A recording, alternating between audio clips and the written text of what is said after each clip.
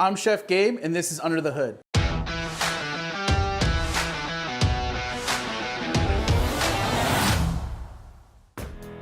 Welcome to the third and final part of our sauce series. We're gonna be making sauces for meat. For some people, nothing goes better with roast beef than horseradish cream. Let me show you mine.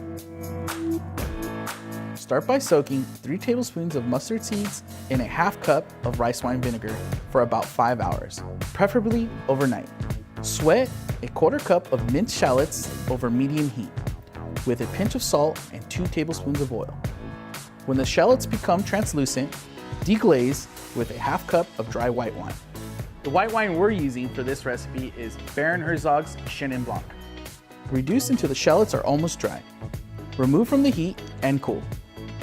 Strain the hydrated mustard seeds and reserve 2 tablespoons of the vinegar. In a food processor, add 3 cups of aioli, the plump mustard seeds, 1 cup of finely grated horseradish root, 3 tablespoons of minced chive, the sweated shallots, and the reserved vinegar. Blend and season with salt and pepper. The sauce is done. The next sauce is inspired by corn salsa. The flavors of corn and grilled poblano go great with any carne asada.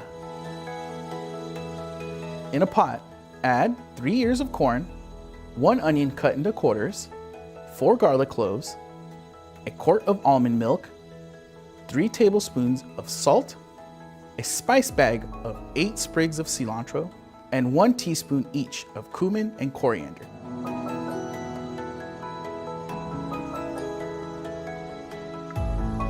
And lastly, enough water to cover the corn. Bring the pot to a boil and lower to a simmer. Cover and cook for 20 minutes. On an open flame, grill, stovetop, or broiler, char the outside of 1 large poblano. Place into a bowl, cover the bowl with plastic wrap, and allow to steam. This will make it easier to remove the skin. Remove the skin, seeds, and cut the poblano into small dice. Toss with fresh lime juice and set aside in a large bowl. Remove the corn, garlic, and the onion from the pot. Reserve a pint of the cooking liquid. Separate the corn from the cob and place into a blender with the onion and the garlic. Add 1 cup of the reserved liquid and puree until smooth.